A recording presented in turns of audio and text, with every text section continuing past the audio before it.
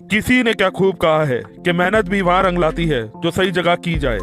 अगर एक ही काम में मेहनत करके सफलता या खुशी ना मिले तो एक बार काम बदल कर देखो। आज की हमारी कहानी इस बात को सिद्ध करने के लिए एक अच्छा उदाहरण है। जिन्होंने सफलता पाने के लिए 4 बार अपनी जॉब को बदला और लास्ट में इतनी सफलता पाई कि लोग उन्हें भगवान कहकर उनके नाम से मंदिर बनाकर उन्हें पूजते हैं। रजनीकांत सर की जीवन कहानी। 12 दिसंबर 1950 में कर्नाटक के मैसूर में एक मराठा परिवार में उनका जन्म हुआ। माता पिता ने मराठा एम्पायर शिवाजी के नाम पे शिवाजी राव गायकवाड़ नाम रखा। शिवाजी अपने परिवार के सबसे छोटे सदस्य हैं। उनके पिताजी एक पुलिस कांस्टेबल थे। शिवाजी एक समृद्ध परिवार से थे तो उन्हें किसी भी चीज की कोई कमी नहीं थी। उनकी एजुकेशन एक गुरुकुल स्कूल से हुई थी, जहां उन्होंने वेदों और मैथ का भी पाठ पढ़ा, जिससे वो अपनी संस्कृति से जुड़ पाए। उन्होंने बचपन में एक नाटक में रोल किया, जिसके लिए मशहूर कवि देनरे जी ने खूब सराहा। छठी के बाद उन्होंने आचार्य स्कूल में बाकी की पढ़ाई पूरी की। इसी दौरान अनेक नाटकों में भी हिस्सा लेते रहे। माताजी के देहांत के बाद जैसे पूरे परिवार में दुख की लहर छा गई और शिवाजी को खर्चे के लिए स्कूल के बाद कूली की नौकरी करनी पड़ी। कूली के काम से गुजारा नहीं चल पाता था तो कारपेंटरी का काम किया। शिवाजी को कुछ बड़ा करना था और वह छोटे छोटे काम से खुश नहीं थे, इसलिए बेंगलोर ट्रांसपोर्ट में कंडक्टर की पोस्ट के लिए फॉर्म भर दिया। भाग्य से उनको जॉब मिल गई और पूरा मन लगा के उन्होंने अपनी जॉब की। वो अक्सर पब्लिक में अपनी सीटी बजाने के अंदाज के लिए फेमस हो जाया करते थे।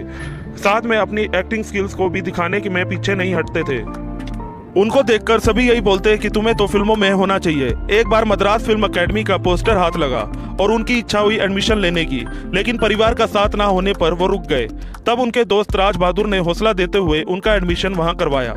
अपने खर्चों के लिए वो साथ साथ में छोटे मोटे स्टेज शोज भी करने लग गए थे। मद्रास अकेडमी में ही मशहूर डायरेक्टर के बालाचंद्रा की नज़र शिवाजी पे गई और उन्होंने अपने साथ के एक्टर शिवाजी नागेशा के मिलते जुलते नाम की वजह से इस दुविधा को हटाने के लिए अपनी फिल्म मेजर चंद्रकांता के एक कैरेक्टर रजनीकांता के नाम से उनको बुलाना शुरू कर दिया और यहीं से उनका नाम बदलकर रजनीकांत बन गया। बालाचंद्रा ने उनको तमिल भाषा सीखने की सलाह दी। उन्होंने कम टाइम में ही तमिल भाषा सीख ली, लेकिन आज दिन तक वो तमिल भाषा बोल और पढ़ तो सकते हैं लेकिन लिख नहीं सकते। 1975 में अपने छोटे रोल में तमिल फिल्म में रजनीकांत सर नजर आए, जो कंट्रोवर्सी में होते हुए भी 3 राष्ट्रीय अवार्ड से सम्मानित भी हुई। अपनी फिल्मों में सिगरेट और चश्मा फेंकने के अलग अलग अंदाज में पब्लिक में मशहूर हो गए। लीड रोल में उनकी पहली तेलुगु फिल्म 1977 में आई। तब से लेकर आज दिन तक रजनीकांत का नशा फैंस के दिमाग से उतरा ही नहीं। उन्होंने तेलुगु, तमिल, मलयालम और हिंदी भाषा में फिल्में की। इसके साथ स्क्रीन राइटर और प्रोड्यूसर के तौर पे भी काम किया। एक वक्त ऐसा भी आया जब रजनीकांत सर ने फिल्में छोड़ने का फैसला कर लिया था, लेकिन उनके फैंस के प्यार ने ऐसा करने नहीं दिया। 31 दिसंबर 2017 में वो तमिलनाडु लेजिस्लेटिव असेंबली से जीते और अपने 5 साल के कार्यकाल को पूरा करके 12 जुलाई 2021 में अपनी पार्टी और राजनीति को छोड़ दिया। कई बार वो अपने सटीक भाषण की वजह से कंट्रोवर्सी में भी आए, लेकिन इसका उनकी छवि पे कभी कोई असर नहीं पड़ा।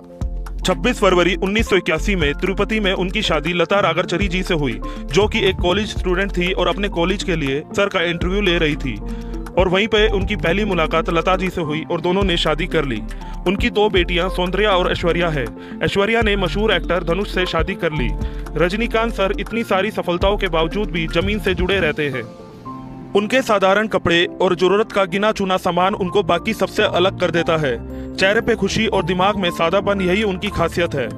रजनीकांत सर लगातार अपने चैरिटी काम के लिए भी लोगों के दिलों में छाए रहते हैं और वो अपने इस काम के लिए इतने मशहूर हैं कि लोग उन्हें भगवान का दर्जा देते हैं। लोगों का कहना है कि जिस तरह भगवान से मांगो तो खाली हाथ नहीं लौटता, वैसे रजनीकांत सर के पास मदद मांगने के लिए जाओ तो इंसान खाली हाथ नहीं लौटता। रजनीकांत सर को अपनी फिल्मों के लिए कभी त्योहार का इंतजार नहीं करना पड़ता, क्योंकि जब भी उनकी फिल्म रिलीज होती है उनके फैंस उस दिन को ही त्योहार बनवा देते हैं।